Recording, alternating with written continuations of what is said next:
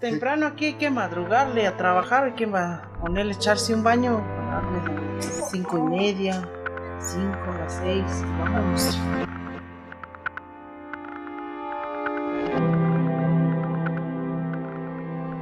Han pasado ya 2 décadas desde que se comenzó a medir la pobreza en México a partir de modelos académicos.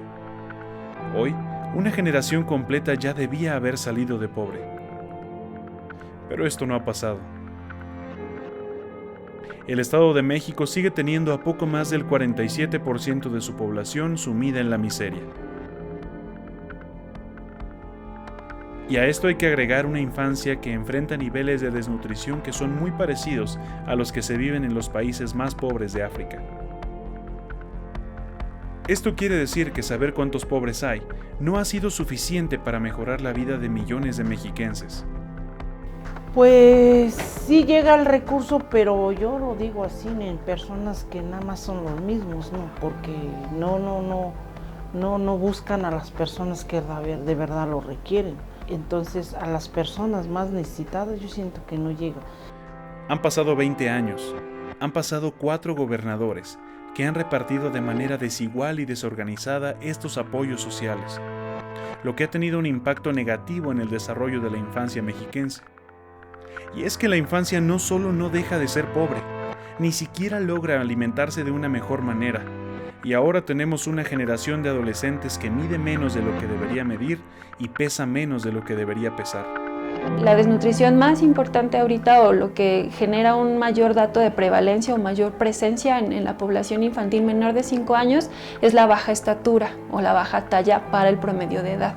Eso nos habla de una desnutrición crónica, que quiere decir que durante mucho tiempo han dejado de consumir los alimentos necesarios y el requerimiento energético necesario para alcanzar una estatura saludable o una estatura de acuerdo a su edad.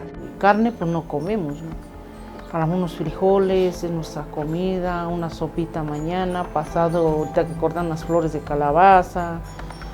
A veces le digo, me dice, ¿para qué carne? Si la carne ya es una enfermedad también. Entonces, pues también comemos sanamente, ¿no? No alcanza más que nada para la carne, la verdad.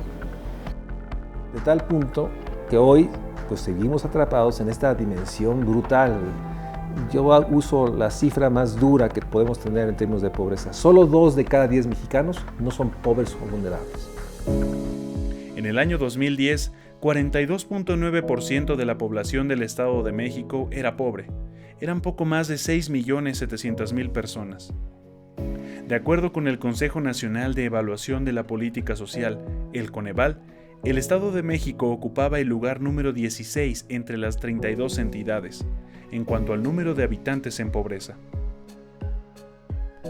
5 años después, en el 2015, el propio Coneval dio cuenta de que el número de pobres en el Estado de México había aumentado en lugar de haber decrecido. Hace 4 años, la cantidad de habitantes en pobreza pasó a representar el 47.6% del total. Esto significa que en nuestra entidad hay más de 8.054.000 personas que viven en la pobreza.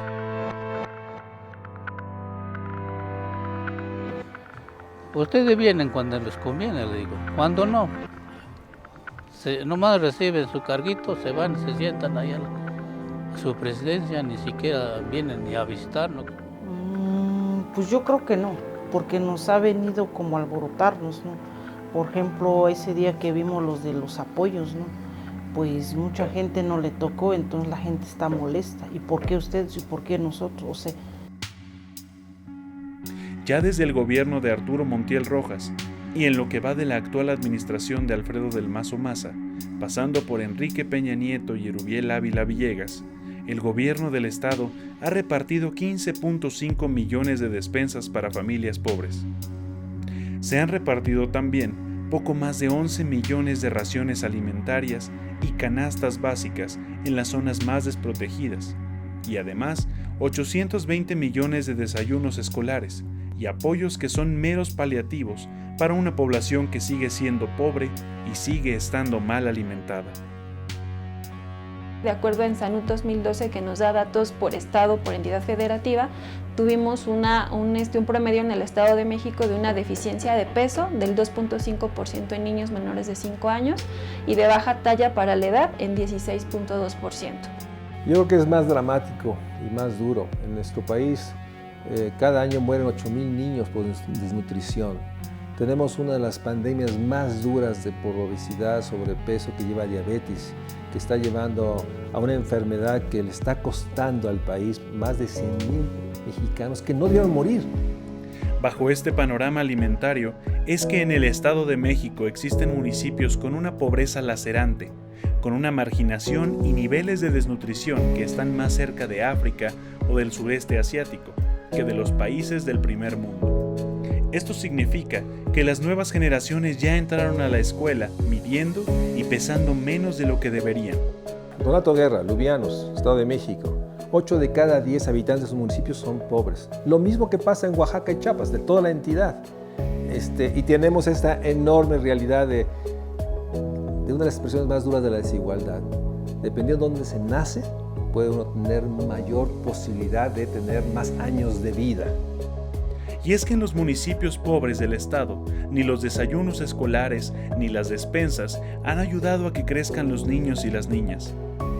Entonces ellos reciben el apoyo, pero no lo están consumiendo de manera directa, o lo reparten, o está mal dirigido el apoyo. Podemos hablar de número de despensas entregadas, sí, una cobertura, pero la realidad es otra. Eso no se ve reflejado en el estado de nutrición de los niños. Entonces, en las comunidades dan muchas veces prioridad al ganado, por ejemplo, y entonces prefieren alimentar al ganado con esas despensas y el ganado con un pelaje hermoso, pero el niño con manchas de deficiencias energéticas. O sea que pensar que una despensa le funciona igual a la población y que pueden y deben comer exactamente lo mismo ha sido un error en las últimas 2 décadas. Desafortunadamente, la obesidad y el sobrepeso infantil es lo que está ganando, ¿no?, la atención de muchas políticas públicas y de muchos programas, incluso de todas las estrategias nacionales, ¿no?, para poder disminuirlo. Sin embargo, dejamos de lado esta parte de la desnutrición, ¿no? Y entonces tenemos esta bipolaridad en el estado de nutrición de los niños y concluimos que entonces muy poquitos, cerca de la mitad o menos, son los que tienen un estado de nutrición adecuado. Apenas el gobierno de Enrique Peña Nieto comenzó a ofrecerle consultas para medir peso y talla en los niños y las niñas en edad escolar. Durante su administración, dicen que se hicieron 13.5 millones de consultas, que aumentaron a 16.2 millones en el sexenio de Erubiel Ávila Villegas. En lo que va del actual gobierno, no hay información de si se sigue realizando esta medición de peso y talla en las escuelas, al menos por parte del gobierno. Por otra parte, en la entidad no ha habido ningún programa que fortalezca el ingreso de las familias, o al menos no lo reportaron en sus informes de gobierno ni Arturo Montiel, ni Enrique Peña Nieto o Erubiel Ávila. Solo el hoy gobernador Alfredo del Mazo ha impulsado su famoso salario rosa, que en 2 años ha beneficiado apenas a 340,000 mujeres, menos del 10% de las mujeres que viven en pobreza. Para el resto de las familias pobres, los apoyos llegan solo en especie y el poco dinero que ganan no les alcanza. Nosotros como somos dos nomás, mínimo 1,000 pesos a la semana. Mínimo 2,000 pesos a la semana. Porque, por ejemplo, le digo que ahora nosotros no comemos bien porque ahorita, ejemplo, la carne, todo está bien cara. A esto todavía hay que sumarle la falta de oportunidades laborales. No hay empleo, no hay opciones de desarrollo y encima de todo se incrementan los gastos. Porque más antes había mucha chamba, todo Santa María, aquí los polvillos, el plan, le dimos a la hacienda hasta acá abajo. Había mucha chamba ese tiempo, pero ahorita como que ya se hizo escaso por lo mismo. Ejemplos, ves que ahora las obras ya casi lo están quitando muchas, ya no hay mucha obra. Siempre se ha generado tipo de gastos, ¿no? Porque pues ya que llega la luz, ya que llega, bueno, gracias a Dios pues no pagamos agua, ¿no? La parte alta sí por el bombeo, ¿no? que tienen que pagar el bombeo y pues hay que mantener la comunidad y faenas, cooperaciones, entonces ha habido más gastos, tienes que pagar la luz. Puede que en términos de medición no sea pobre, pero en términos de una vida digna, es una vida muy indigna. Y este es el entorno. Este es el panorama real que vive la mitad de la población del Estado de México, a la que ninguna medición de pobreza le ha ayudado a reducir las brechas de desigualdad. Mediciones que además no consideran el aumento de la violencia y la falta de oportunidades para una vida digna.